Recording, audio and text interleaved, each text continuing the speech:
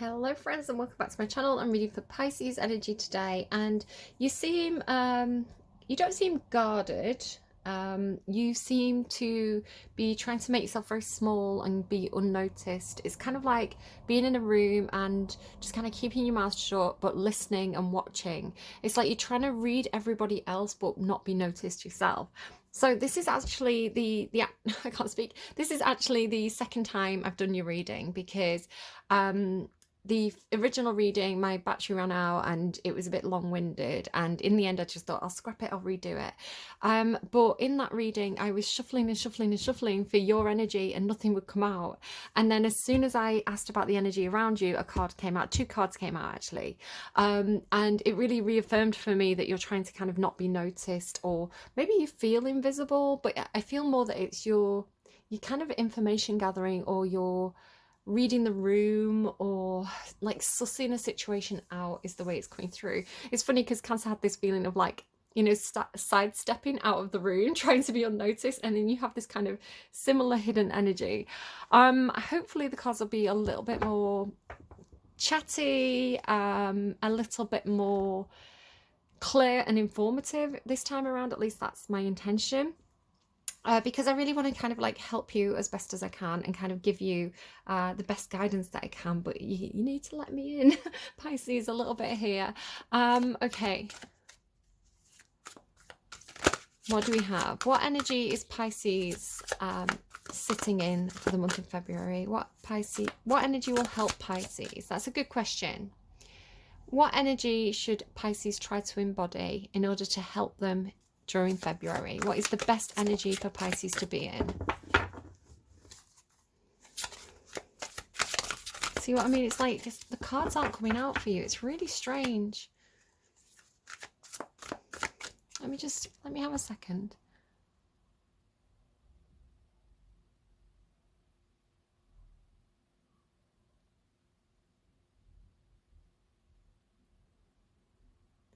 It's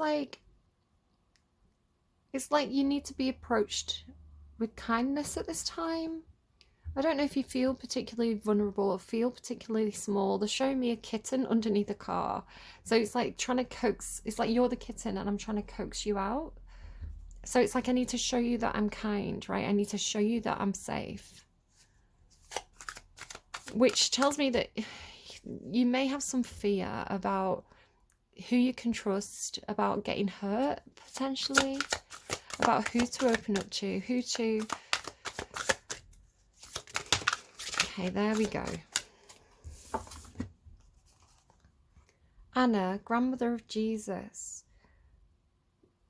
It's funny, I was just talking to my child, and I was talking about, it was like a bit of a long discussion. I can't remember specifically what I was saying, but I remember picking a name out of the air, and the name that I came up with was Anna. What was I trying to think of? I was trying to think of a name.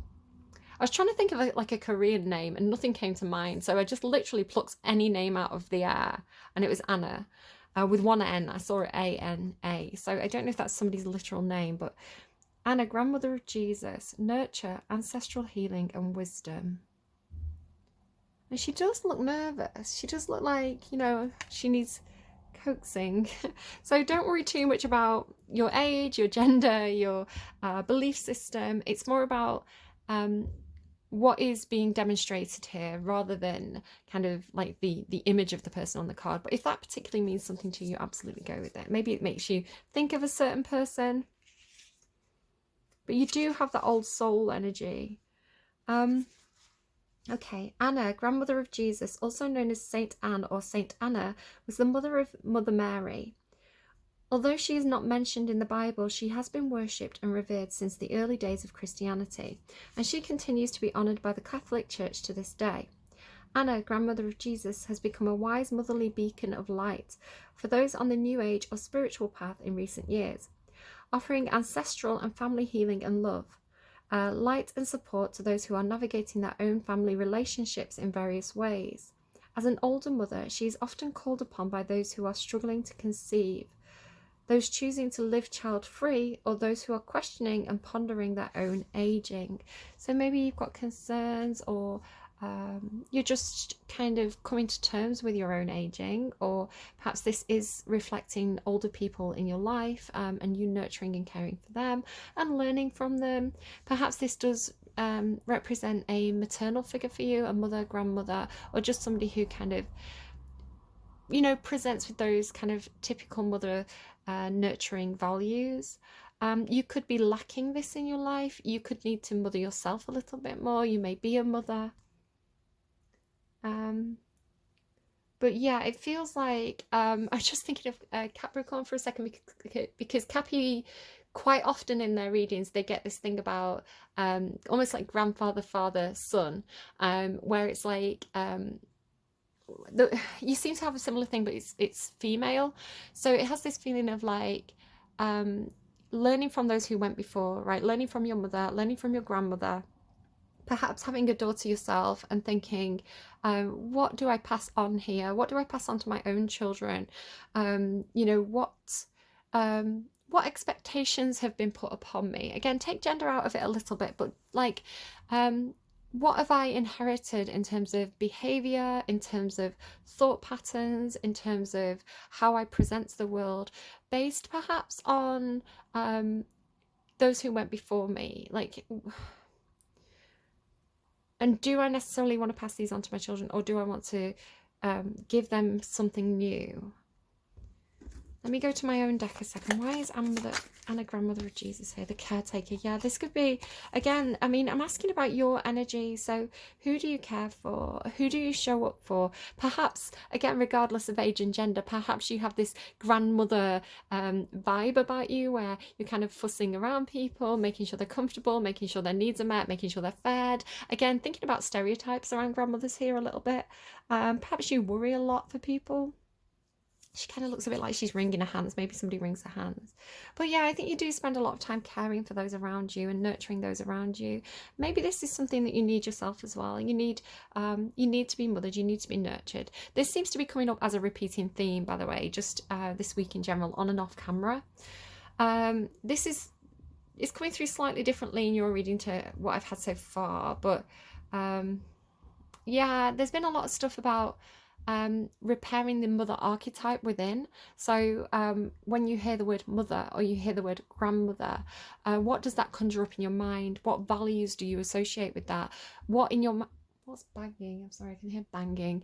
My children are home. It might be my children, it might be the neighbour's children, it might be somebody doing DIY, I don't know.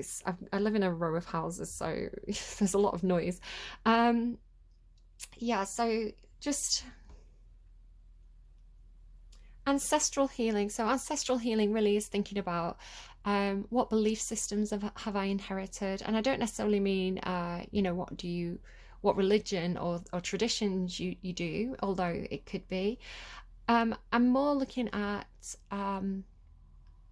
you know, if the women in your family have always took a back seat and let the men make all the decisions, you know, if women in your family have traditionally not handled money, you know, and I'm just plucking ideas from my mind about what it could be, just as examples. But it's kind of like, maybe you've inherited this. Maybe you thought, well, a woman's place is in the kitchen, or, you know, a woman should stay at home and raise the children. And I think, you know, if you look at, when you hear grandmother, what in your mind is a good grandmother and what in your mind is a bad grandmother? And are these thought patterns really fair? Are these thought patterns really in line with current society, or is there something a bit outdated in these archetypes that you hold in your mind? And just really questioning yourself around those values.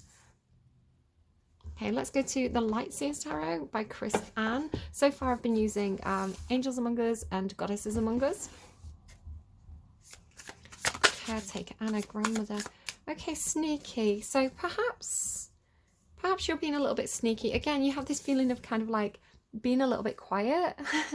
You know, just sitting quietly. Maybe that kind of energy of like the grandmother who, you know, the house is full of family and the grandmother's just sat quietly in the corner knitting. It's just because of the way she's got her hands. I feel like it's like doing something with her hands. Yeah, she's just quietly knitting, minding her own business in the corner. Everybody's like, don't worry, she can't hear you anyway. but she knows, right? She's observing. She might not say, almost like high priestess energy. She might not tell everybody everything that she knows, everything that she's seen. It feels like this character, again, this could be you, it could be somebody around you, but it's like the energy that you're embodying. And why are you embodying that? But it has this feeling of kind of like knowing things but not saying, you know, acting like you're oblivious, acting like you don't know what's going on when you really do, you know, seeing warning signs, listening to the gossip. So I think there's definitely some strategy here. But also, again, like the Seven of Swords can be self-deception.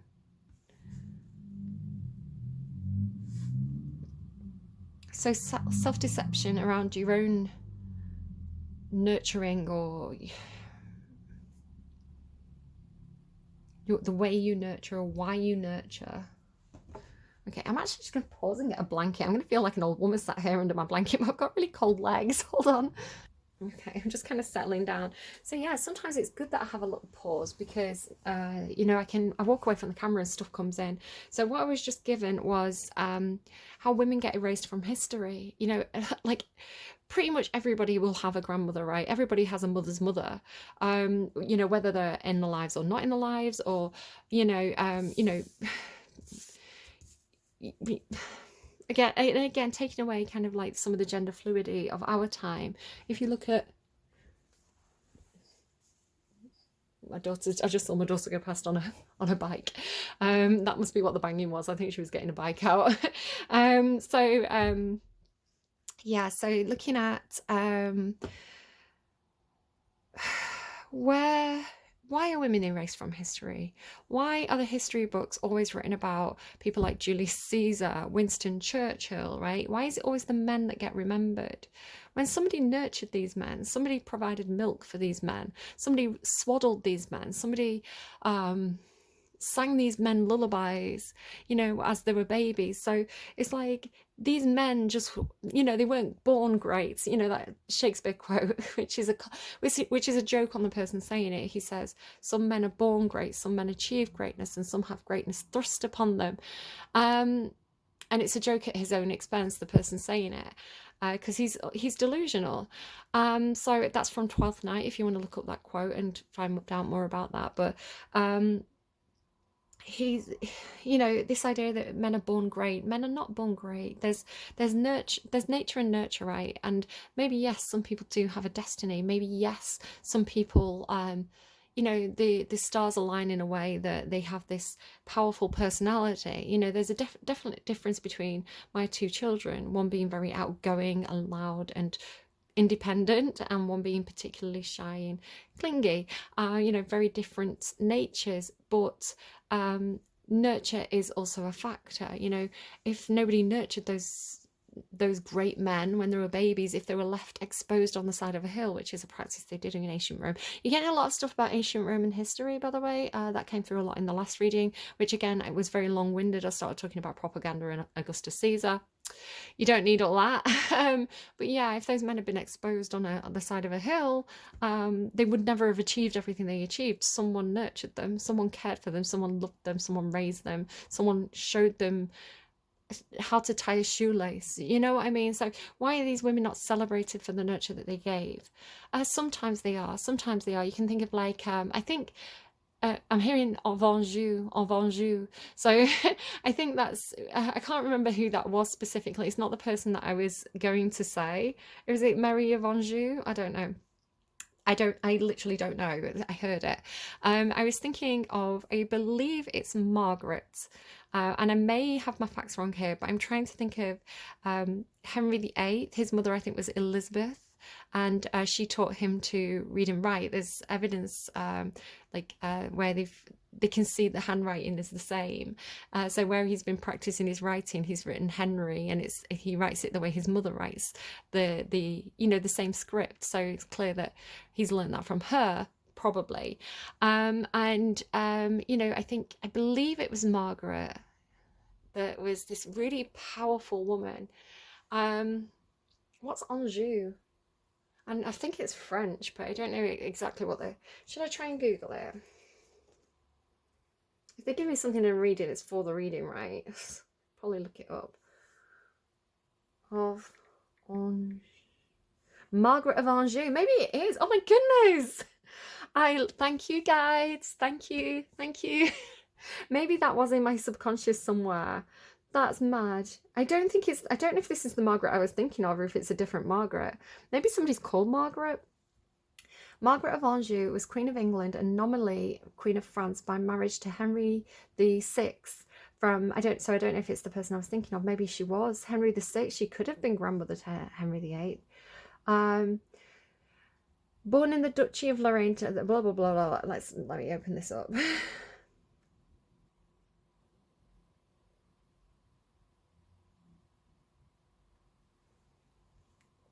But I believe she was a really powerful woman. I'm sorry, my tummy's rumbling. And I think she did kind of do a lot for her offspring. Margaret was one of the principal figures in the series of dynastic civil wars known as the War of the Roses, and at times personally led the Lancastrian faction. I don't know if you or somebody you know has been in the army, a woman particularly who's been in the army. It's interesting, I was talking about Mulan in somebody else's reading as well. So the card that originally came out for you after some coaxing was Joan of Arc, who joined the French army, and now you have another reference to France and to a woman leading troops, which is interesting. So there was a little thing, again, I don't want to go too long-winded. So there was something in that other reading that was talking about propaganda and how wars are started, and obviously, you know, history belongs to the victor and all that kind of stuff. So there's a bit of a theme with that going on. You know, how when the people who profit from war, right, the people who are going to get rich by invading or fighting with another country, decide that they want to go to war, they have to convince the general population, and they do this in a number of ways. One being the rise of nationalism, the rise of a national identity, and shared values, and they create a them and us. So when you create an us, by nature you create a them, right? This is what we're not, this is what we stand against. So you have to do that in order to convince a population to go to war, which is why I'm very, very resistant to nationalism, like not nationalism of like the rail and stuff like that, but like yeah,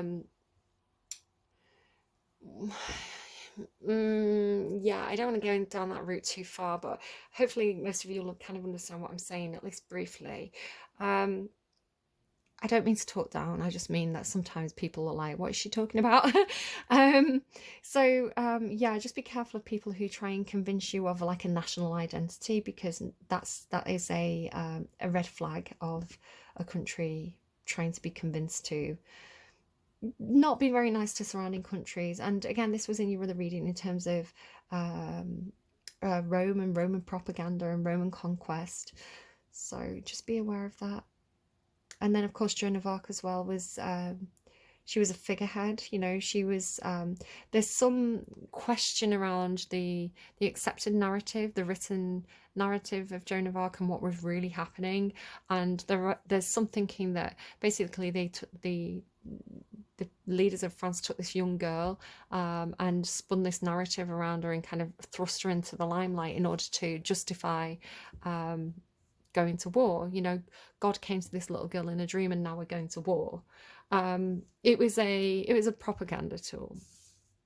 Whether she believed it or not, and whether it was true or not, it was still people, you know, they say that people were inspired by it, and I think that was, I have my questions, I have my doubts around that. And again, you can look at things from a lot of different angles and a lot of different viewpoints. I don't know, but there could be something about somebody who's maternal who that you don't want to know about. You know, maybe this person was a spy, maybe this person was not on the side you thought they were on of a system. You know, maybe you're learning some dark stuff about someone in your ancestry, because Seven of Swords is deception. I mean, it's coming through as you, but it could be the things that you're And again, that can be very confusing. If you you're a child, you grow up, you have, your grandma's always kind to you. She always, like, I don't know, sneaks you sweets, and she's looked after you, she's kept you warm, she's kept you fed, she loves you, she hugs you, this lovely, kind old woman. And then you find out something that she did when she was 20, and it's like shocking, and you think, who, my grandmother? That is not the woman I know. And no, it's different. People see people from different perspectives in different situations. People can behave very differently in different circumstances. So I don't think there's something like that going on there for you. But again, like, if the identity of an ancestor shifts, if your perception of an ancestor or your own ancestry shifts, it can have an impact on your own identity. You can sometimes rethink your own narrative. Am I who I think I am? Interesting. She's got, like, just noting the two different faiths represented there by her jewellery, potentially.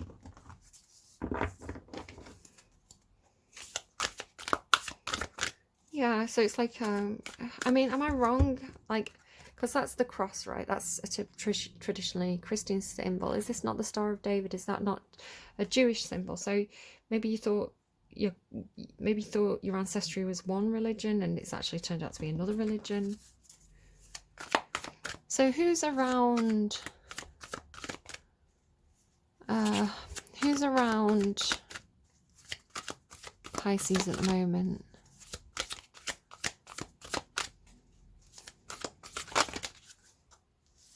White Tara, and it's my card. I say it's my card because when I first got this deck, every time I pulled a card for myself, like 6 times in a row, it was this card. And then you've got, like, Saint Lucy on the bottom, clarity, sight, and faith.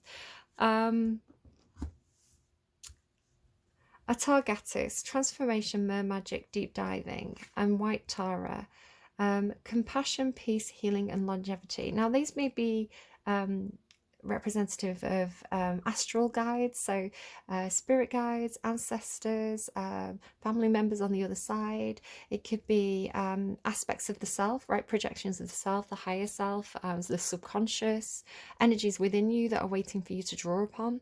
It could also be people around you who the divine is working through at this time. It's like right person, right place, right time, right? So it's like it could be real people around you who are embodying these energies for you to assist you in this kind of mortal life. So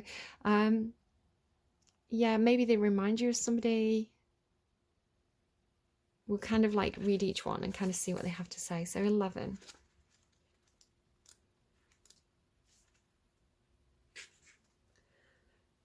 Atargatis was the first mermaid. She was one of the main goddesses of Assyria, present-day Syria, and parts of Iraq around 100,000 BCE. Not 100,000, that's too far. 1000 BCE, before her worship spread into Greece, Rome, and other parts of the Mediterranean. She is a goddess of fertility and a protector, and she looks after all of those who call upon her. So again, this idea of fertility and protection, like mothering, right? And she looks after all of those who call upon her. She fell in love with a mortal man called her dad, but she was too powerful and accidentally killed him. And her heartbreak was too much to bear, so she threw herself into the ocean. The gods thought she was too beautiful to die, and they saved her. But her deep dive into the ocean had transformed her into a mermaid. Call on Atargatis in times of heartbreak or challenge, and let her journey to the depths with you, guiding your way back up to the light. Remember that heartbreak can be a catalyst for the most powerful transformation. The Oracle, it is time to transform. Let go of the old, of who you used to be, and step into the light of the new you. Call on Atargatis for assistance with heartbreak or grief, deep and powerful emotions, shadow work, connecting with the mermaids, self-love, and self-belief. Okay, let's get one of my cards for Atargatis, please. The Star. So yeah, again, thinking about, I don't know why Rome's coming up a lot, and kind of like Mediterranean for you, sort of Middle East. But the Star reminds me of the concept in classics that when someone dies, if they have led a a good life, then they will be immortalized, right? They will become divine and they will become a star in the sky. So could also talk about like starseed.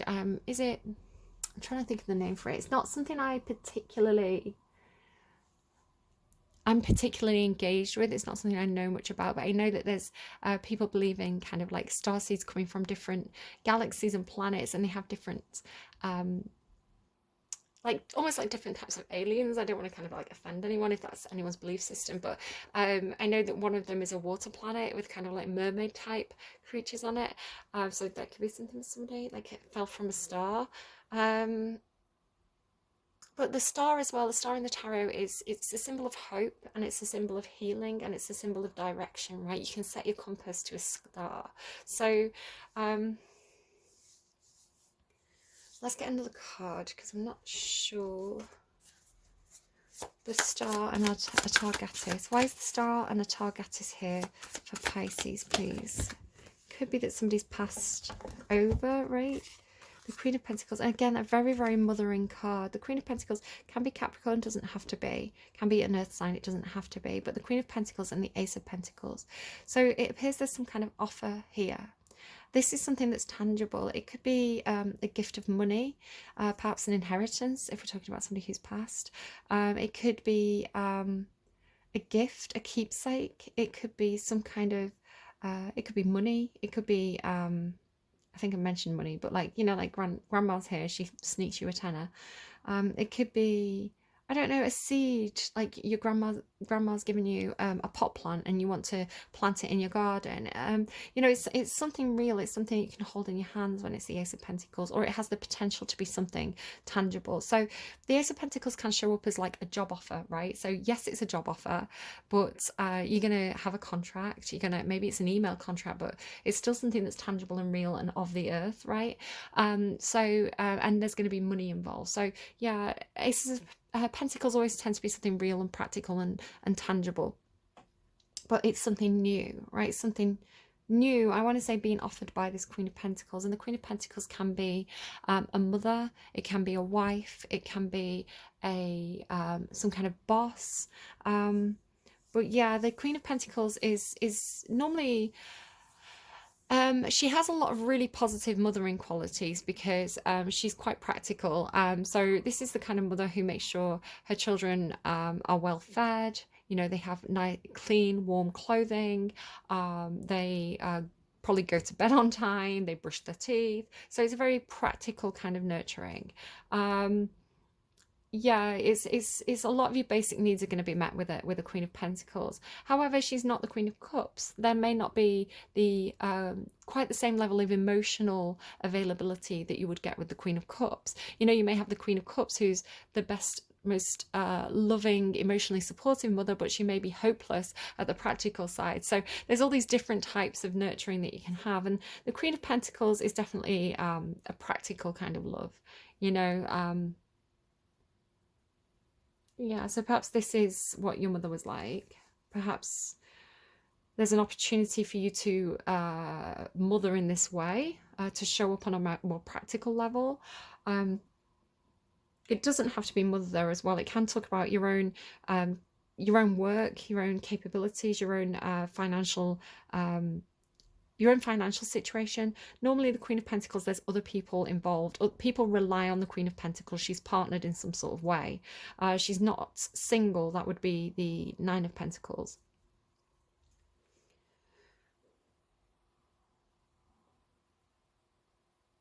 Okay, so let's look at White Tara.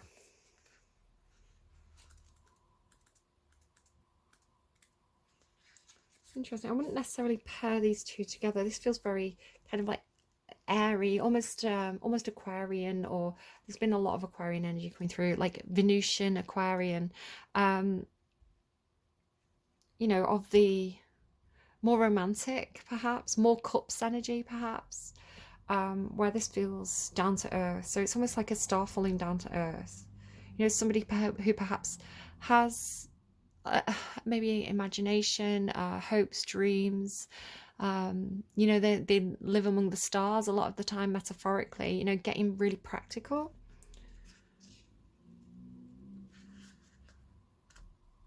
Yeah, it does. It has the energy of a star kind of manifesting in the physical form. White Tara, compassion, peace, healing, longevity. White Tara, another aspect of the Tibetan Bodhisattva and female Buddha Tara, is the sorry, I do say this wrong, I'm sorry. Bodhisattva of compassion, harmony, peace, healing, longevity, and health. Compassion, harmony, peace, healing, longevity, and health. Or it sounds quite Libran. One origin story of Tara says that she was born, I think, like, I say Libra and I'm starting to think like Virgo as well, with like the health aspect and that maintenance. One origin story of Tara says that she was born from the tears of, this is a big one, Ava Lokites Shavara. A great bodhisattva of compassion. He vowed he would work endlessly to liberate all beings from suffering, and that if he failed for even a second, he would be smashed into 1,000 pieces. Wow, that is burdening yourself, right? One moment when he felt like giving up, he was shattered, but he was put back together by the Buddhas and Bodhisattvas who believed in his good work. This is the thing, like, maybe it is a Virgo energy. It's like somebody who holds themselves up to idealist perfection, right? So it's like, I either help everybody or this was pointless. And that's not true, because it's like, you know, you can just help one person. Say there's millions of people on the planet, but, you know, if you just help one person have a better day, you've made a difference. And that's important. And so the idea that, you know, it's almost like I will achieve perfection or I will quit. It's like, how many people will not be helped in the future if you quit? So yes, okay, one person slipped through the net, you know, one person didn't get the help that they needed, but all these people, look at all these people who you have made a difference to. It's like, I don't know if there's somebody around you where it's like, you know, it's better that you stay than think you failed just because you got 99% instead of 100%. I don't know, it's like a bit of a perfectionist energy. When he was whole again, he cried and his tears filled a pool where a lotus flower appeared.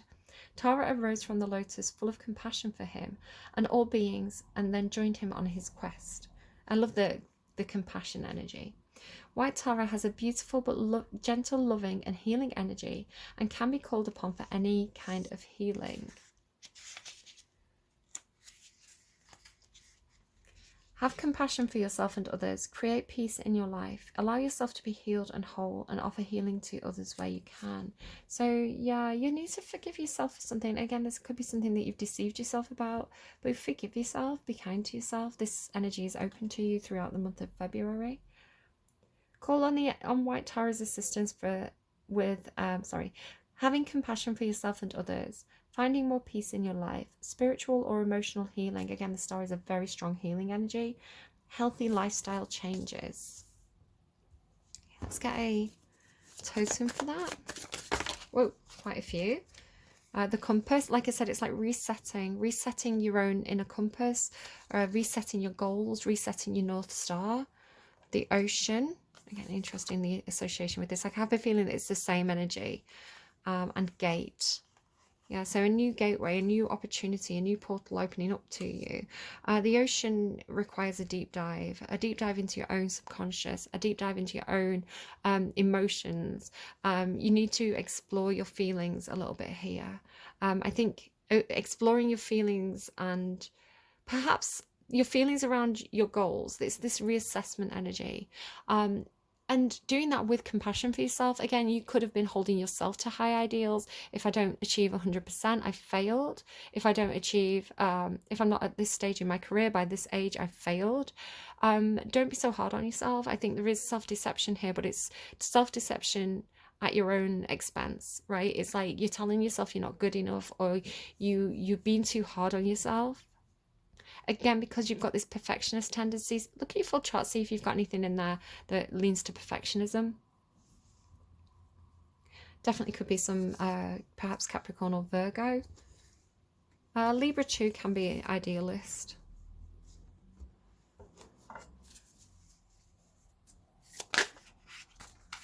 it's Virgo. You've got another Virgo card, the Knight of Pentacles and the Seven of Cups. Yeah, there's definitely some, I feel like it's, with the Seven of Cups, Seven of Swords, it does feel a little bit like self-doubt or self-negative talk or self-sabotage or something like that. The Knight of Pentacles works really hard. They are a perfectionist energy. The Knight of Pentacles, they like to read the fine print. They like to cross the T's, dot the I's, take their time to kind of do things right. Sometimes this is at the expense of speed. It's like, do you want it done right or do you want it done fast? This is the sort of person who does it right, but it takes them a long time. It can frustrate other energies around them, especially if people have fire sign placements or something like Gemini. You know, it can be a little bit like, can we hurry up here? It's sort of like, have you ever been waiting for somebody and you're trying to leave the house, you're trying to go somewhere, you're trying to get there for a certain time, but this person's like, you know, they're checking they've got the keys, they're making sure all the windows are locked, they go looking for a hat, you know, they go checking the oven, they make sure all the lights are off, you know, they polish the shoes, and you're like, can you just get in the car and can we just go? You know, it's that kind of energy. It's like, stop. It's a very fussy energy, but again, it's this idea of like everything has to be perfect. So yeah, but again, with this feeling of confusion or feeling of illusion, or it's like, it's almost like maybe this is why this person's dragging their heels, because they don't want to make a choice and make the wrong choice, right? It's like there's a lot of pressure perhaps on this person too, and again, it could be an aspect of yourself, like an your subconscious or something like this, but this person's really, really worried about, you know, putting the foot wrong, right? Noticing the feet, like taking the wrong step, misstep, that's the word, thank you. Like misstepping, making the wrong choice, you know, taking the wrong offer, lifting the wrong cup and finding there's nothing there, or finding that it's disappointing. There's a lot of pressure on this person to get something right the first time. So that's why they take a long time to make these decisions. But again, there's this idea of like having compassion for yourself. So this could be somebody, or it could be you. Again, it could be an aspect of yourself or somebody around you who, you know, they could have grown up with parents who expected perfection. It's like, why didn't you get 100% on that test? You know, the sort of parent who'd be like, you're really smart, you know, I know that I know that you understand this. Why didn't you get 100%? Why did you make a mistake? You know, it's like, why didn't you get that job? Or, you know, why aren't you married yet? You know, they could have parents who, again, very well intentioned, you know, they love their child, they think their child's amazing, they think their child's perfect, but they're projecting that onto the child, and no child is actually perfect. So if this person as a child had, you know, felt like they had to be perfect, they felt like they had to get things right the first time, they felt like, I don't know, if they made a mistake, they were overly judged or punished for it, you know, that could have created this kind of personality type. So again, if this is you, it's just understanding that aspect of yourself. And allowing yourself, again, with this compassion energy, allowing yourself not to be perfect, allowing yourself to be human and fallible, because nobody's perfect. You can go and look at, like, I don't know, the president of the United States. You can go and look at the people who are in charge of nuclear power plant facilities, and, like, you know, like people say everything's stuck together with duct tape. It's like nobody's perfect, and yes, some people are very good at promoting a veneer of perfection, you know, their own kind of propaganda machine going, where, you know, they like everybody to think that they've got a handle on everything, but nobody really does. Like the Queen of Pentacles is great at the practical things. God knows she might have been emotionally neglecting her children, so you know, but on the surface she looks really well put together, her kids are clean, the shoes are polished, you know, her kids might be miserable because they can't afford that emotional connection with her. So there's you know, or she might just not give them information. I was talking with my kid today about you know, how I do like to have conversations with them, and you know, we were looking at you know, Sam Smith, the singer. He's released a new music video that's really controversial because he's kind of wearing a corset and things like this. There's a lot of men in drag, or men dressed up as women, and it's very, very overtly sexual. And obviously he's doubling down, right? He's got his thing going on, he's been criticized for it, and he's like, do you know what, I'm not here to make friends, I'm gonna be me, like it or don't watch, kind of thing. Which, you know, is, you know, his whole vibe, right? It's not, again, no judgment, right? It's what that person's doing. So like, and we're having this kind of conversation. We're having this conversation about the reaction that people were having to this video, because people being terribly offended and being like, oh, children shouldn't watch this. And you know, my kid who's a teenager, I was like, but I actively showed them the video and then had a conversation around it. And it's the sort of thing of like, there's parents out there who, you know, think the kids watching Peppa Pig videos on YouTube, but the Peppa Pig videos have been auto playing and they've now got fan fiction at Peppa Pig with violence. Right? It's like the yeah, the that's not Peppa Pig. That's something else they're watching there. You know, there's parents who have no idea what the kids are watching, and when they find them watching something that worries them, they don't have the conversation. It's just like, you can't watch that, which I think is not as healthy as, like, I'm thinking about swords energy, like Queen of Swords.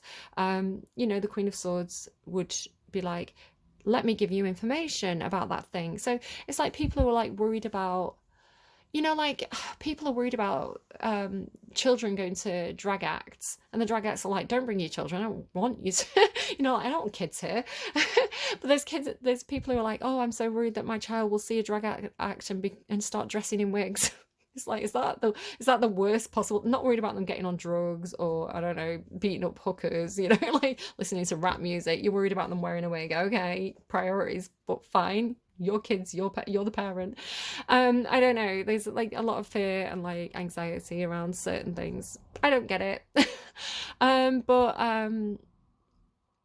it's like I think that, where am I going with this? Something else is coming in. Sorry, it's distracting me. Um, you know, I think if you were, say you were a parent, you were concerned that your kid was going to see Sam Smith in a corset and want to wear a corset, you know, I think is, rather than just being like, you can't watch that, which I think in kids and teens creates rebellion where they want to do it more, sit down and be like, maybe that's not appropriate for your age. You know, like, I don't know, have discussions, have an open conversation about it, talk through your concerns. I think that's a healthier way of doing it. Anyway, like I say, different parents. The ideal parent is going to be, the ideal mother figure is going to be the Empress. She's all four queens of the tarot. She's got all the aspects covered. I don't know. So, where am I going with this? I don't know if this is helpful to you or not. There's a lot of stuff in these readings about people's projections of what a woman should or shouldn't be, and breaking those down and redefining them and deciding what you want to, who you want to be, and not worrying about who other people expect you to be. It's kind of a general theme in this set of readings. Can I get a thanks? Confidence, it comes with time and practice. So the confidence to be who you want to be. Library, take control of your own narrative. Write your own story. I'm going to read that because it's kind of what I was saying about, you know, what people are projecting onto you, and that thing about your ancestry, telling yourself a story about your ancestry, and then if something changes your perception of the past, it can change your perception of yourself in the present. It's like, do I have to, you know, think about my identity now? Do I have to reinvent myself? Like, not necessarily. Confidence, it comes with time and practice. It seems like everywhere around you, people are chattering about how confident they are and just how freeing it feels. You wish you could relate to them, but you haven't gotten there yet. Listen, it's all right. Confidence is not an instant or an overnight evolution. Just like with everything else, it takes time, practice, and a lot of unlearning of toxicity. Unlearning of toxicity. So again, you could have some inherited ideas around certain things. Could definitely be about cross-dressing, because that came out twice in your last reading, and then it just came out again with Sam Smith. So you know, like what men and women can and can't wear. I think people should be able to wear whatever they want to wear, and everybody else should mind their own business. But that's just me. I think you know, obviously, I think you can draw a line. I think there, you know, but again, there's criticism of Sam Smith. I was looking at Twitter at the responses, and some of them are vile. But again, like, people are allowed to have an opinion. This is part of being in a free society. It's not for me to tell other people what to think, but I can say I don't think the same thing. I think you're wrong, and here's why. Yeah, there's people saying, criticizing him for his shape. He's not overly large, but he's not slim. And so there was a lot of criticism, not only that he was dressing in particularly feminine clothes like a corset and particularly sexual clothes, but that he was too big to be doing so. And again, there's a lot of fat phobia and body shaming around that, which is obviously not okay. And I think it's quite good in a way that people are making these comments, because then people have the opportunity to have discussions around those comments and explain why it's not okay to tell someone what they can and can't wear. You know, no matter what somebody's body shape is, no matter what somebody's gender is, it's their own business, you know, what they wear and what they feel comfortable in and what they feel confident in. People feel different. People feel confident in different things, you know. I know that there's certain clothes that I can wear comfortably, and there's clothes that I can't wear because they make me feel uncomfortable. A lot of the stuff when I was a teenager was designed for, you know, like people like Kate Moss, the waif look, where, you know, you didn't necessarily need to wear support. I need to wear support, so I couldn't wear a lot of the clothes that were designed for very, very slim, kind of tomboy or waif-like figures. And again, it's not necessarily confidence so much as understanding what you feel comfortable in, right? And what you feel confident in, and what makes you feel insecure or vulnerable. Like, I don't know. There's a lot of stuff around that. So, yeah, I don't know. You wear what you want to wear, Pisces. I'll support you. Take control of your own narrative. Someone else is trying to call the shots in your life. They think they can waltz in and control your every move, and you need to say no to their manipulation. It may seem tempting to relinquish control, but if you give someone else power over your narrative, chaos will ensue, and it will be all in their favor and not yours. The stories inside of you make a library on the verge of bursting, but only if you're the one to pick up the pen. And I'm going to show you the other card that came through for you. I'm just going to find it. So in your last reading, there it is. And I loved it because I was like, yes, Pisces, because you are a sign that can keep yourself quite small. You can let other people make the decisions and make the rules for you. You can give your power away a lot as a generalized sign, right? I'm not speaking to you as an individual. I'm speaking to the collective Pisces you. So yeah, you got this advice last time. Bitch fire. Stand up for yourself. And I'm just going to read it just in case anyone needs to hear it. Again, you'll know when it's right for you to do this. Don't feel forced to stand up for yourself and be loud, and if you're not ready in your own time, right?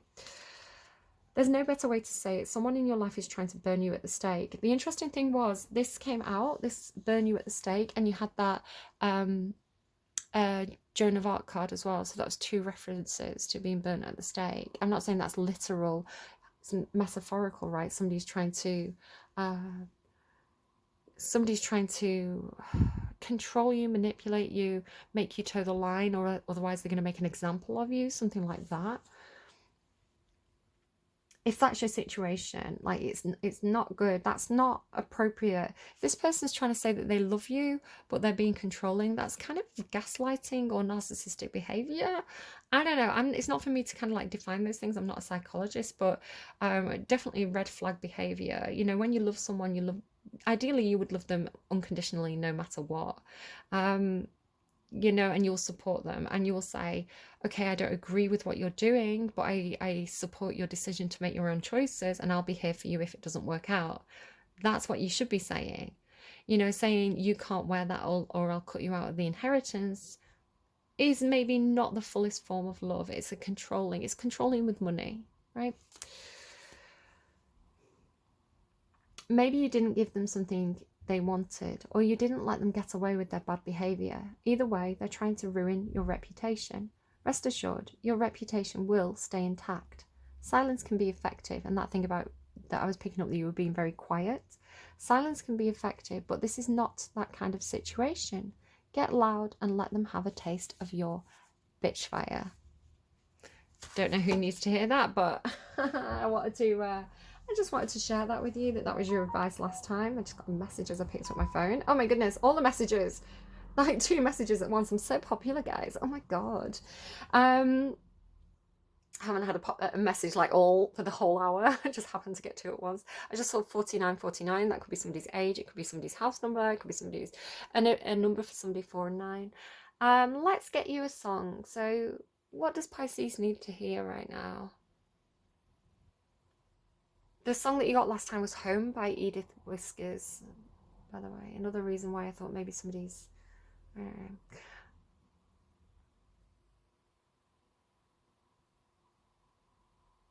You've got Coffee by Roses and Revolutions, Lostboycrow. Check in at the hotel. Yeah, I haven't really slept. Pinching my legs just to stay awake. And last year I wore your pajamas that I kept. Some might think that's a little insane.